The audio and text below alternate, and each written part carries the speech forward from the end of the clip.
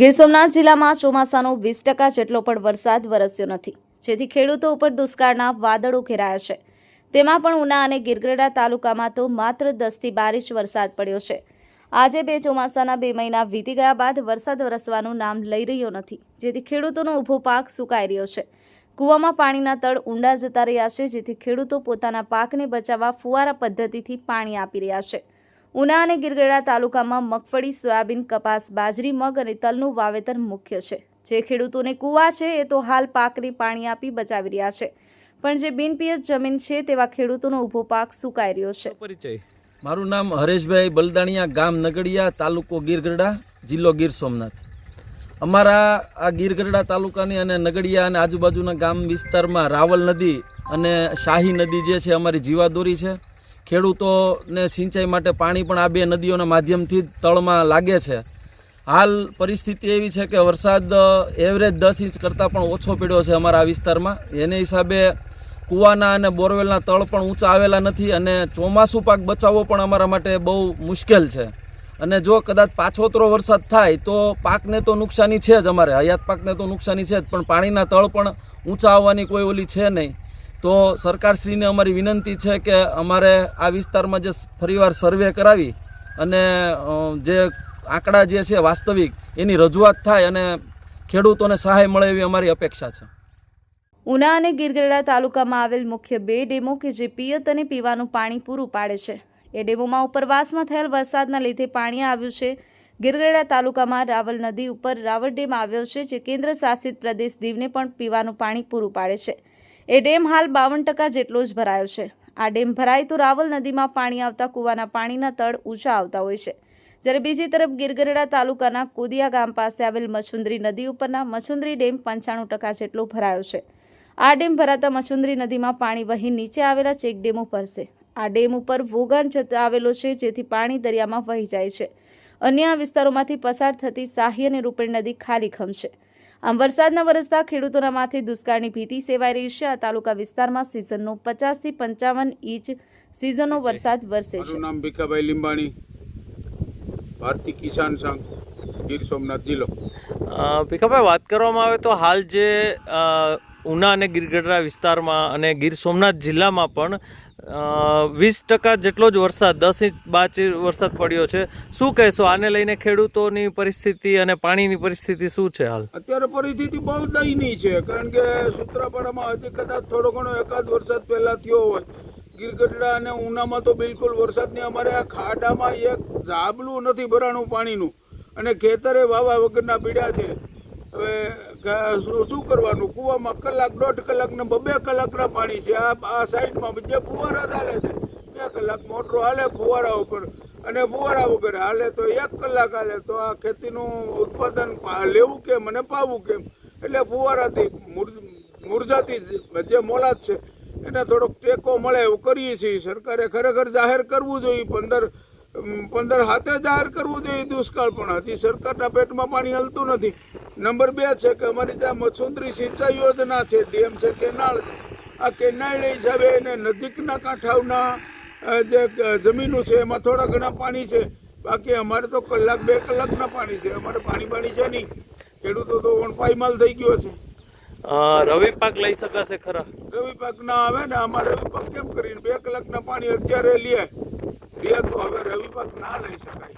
પાસ્તર વરસાદ થવાથી કેટલીક નુકસાની? પાસ્તર વરસાદ થાય તો અત્યારે થોડા ઘણા પાણીથી જે ઉત્પાદન આપણે લેવા માટે તૈયાર કરીએ એ પાક ઉપર આવે, અને વરસાદ થાય એટલે બિલકુલ સદંતર નાશ થાય। ખેડૂતને આત્મહત્યા કર્યા સિવાય કોઈ વારો જ નહીં આવે।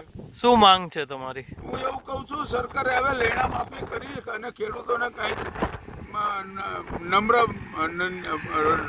નજર રાખવી જોઈએ કે ખેડૂત કંઈક પાછો ખેતી કરી શકે। અત્યારે ખેડૂતના ઘરમાં ઘરેણાઈ નથી, એ વેચી નાખ્યા મારા ભાઈ। ચોમાસાને હજુ 2 મહિના જેટલો સમય બાકી છે, અને જો પાછોતર વરસાદ વરસે તો હાલમાં વાવેતર કરેલો પાક હાથમાંથી છીનવાઈ જશે। એક તરફ મોંઘા બિયારણ અને ખાતરો લઈને વાવેતર કરેલું હોય છે, અને ચોમાસું પાક નિષ્ફળ જાય તો ખેડૂત દેવા નીચે દબાઈ જશે। સ્થાનિક ખેડૂતોની માંગ છે પાક નિષ્ફળનો સર્વે કરી આ વિસ્તારને દુષ્કાળગ્રસ્ત જાહેર કરવામાં આવે અને ખેડૂતોને સહાય આપવામાં આવે। મારું નામ ડાયાભાઈ લક્ષ્મણભાઈ જાલોંદરા, ગામ જોકડવા, જિલ્લા પંચાયત કારોબારી ચેરમેન ગીર સોમનાથ. ડાય બાપા, વાત કરવામાં આવે તો આપણા જે ગીર સોમનાથ વિસ્તારમાં અને ખાસ કરીને ઉના ગીરગઢડામાં ખૂબ જ ઓછો વરસાદ છે, શું કહેશો આ બાબતે? વરસાદ તો ભાઈ પડ્યો જ નથી ઉના ગીરગઢડામાં. જો કે આમ તો ગીર સોમનાથ જિલ્લામાં જ વરસાદ નથી, પણ એમાંય ઉના અને ગીરગઢડામાં તો ખાલી 10 થી 12 ઇંચ વરસાદ પડ્યો છે. અત્યારે ખેડૂતોએ પાણી પાવાના શરૂ કરી દીધા છે, તોય મોલાદ કાંઈ ઉધરે એવું છે નહીં. પાણી પાવામાં એક વાર જ પાણી પીવાય એટલું કૂવામાં પાણી છે, બાકી પાણી તો હજી એક વાર ખેતર બારું પાણી નીકળ્યું જ નથી. કોઈ નદી નાળા એક વાર આવ્યા નથી. અમારો જે ડેમ છે રાવલ ડેમમાં તો 1 ઇંચ પાણી નથી, નવું પાણી આવ્યું. અને એવી રીતે બાજુમાં મચ્છુંદરી ડેમે ખાલી છે. બધા જે જંગલના ડેમો છે જેમાં કોઈ પાણી આવ્યું જ નથી. અને હવે કદાચ પાછલા વરસાદ પડે તો આ જે મોલાદ છે એ કાંઈ પાકે ને એમાંથી કાંઈ થાય એવું છે નહીં, બધું નિષ્ફળ જ ગણાય. તો હવે તો આમાં સરકારથી ધ્યાન આપે ને ઝડપથી કાંઈ ખેડૂતને રાહત મળે એવું કરવું જોઈએ. કારણ કે પાણી વરસાદ તો 12 ઇંચ વરસાદ એટલે કાંઈ જ ન કહેવાય, એક જ વરસાદમાં પડી જાય 12 ઇંચ. આપનો પરિચય? જે પટેલ, નાયબ કાર્યપાલક ઇજનેર સિંચાઈ પેટા વિભાગ ઉના. સર, વાત કરવામાં આવે તો જે ઉના અને ગીરગઢડાની જીવાદોરી સમાયન અહીંયા 2 મોટા ડેમ આવેલા છે, તેમજ નાના નાના ચેક ડેમો છે. હાલ વરસાદની પરિસ્થિતિને લઈને આ ડેમોની પરિસ્થિતિ શું છે અને આવનારા સમયમાં જો વરસાદ ના પડે તો પરિસ્થિતિ શું રહેશે? અત્રેની પેટા વિભાગ કચેરી હસ્તક કુલ 2 મોટા જળાશયો આવેલા છે, જેમાં સર્વપ્રથમ જોઈએ તો રાવલ સિંચાઈ યોજના, જે ગેટેડ ડેમ છે. એ ડેમની અંદર જોઈએ રાવલ ગેટેડ સ્કીમની અંદર તો આજની પરિસ્થિતિ કુલ 52% ડેમ ભરાયેલો છે, એટલે કે 490 એમસેફટી પાણી અત્યારે જળાશયની અંદર છે. જેમાંથી હાલની પરિસ્થિતિએ પીવાનું પાણી નગરપાલિકા હસ્તક પણ જાય છે, દીવ જૂથ યોજનામાં પણ જાય છે, અને ઉનાના 42 ગામડાની અંદર પીવાનું પાણી જાય છે. અને જ્યારે બીજો જે ડેમ છે અત્રેની પેટા કચેરી હસ્તક, એ મચ્છુંદરી સિંચાઈ યોજના છે, જે એ વેસ્ટવિયર પ્રકારની યોજના છે, જેમાં ગેટ ના હોય. અને એ યોજનાની અંદર થોડા સમયની અંદર બાણેજ એરિયામાં વરસાદ પડતા તેની ટ્રિબ્યુટરીમાં પાણી આવક થતાં 97% જેવો ડેમ આજની પરિસ્થિતિએ ભરાયેલો છે. અને તેની અંદર પણ પીવાનો પૂરો જથ્થો ઉપલબ્ધ છે. અને આવનાર સમયમાં ખેડૂતોને સિંચાઈ માટે પણ પાણી જોઈએ તો પણ આપણી પાસે 10 પાણ આપી શકાય તેટલું પાણી અત્યારે ડેમમાં ભરાયેલું છે. રાવલ ડેમમાં જે 52% ભરાયેલો છે જળાશય, વરસાદ ન પડે આગામી દિવસોમાં પાણીની સમસ્યા દીવ છે, 42 ગામોને જે પાણી મળે છે અને ઉનાને પાણી આપવું, શું આપણે?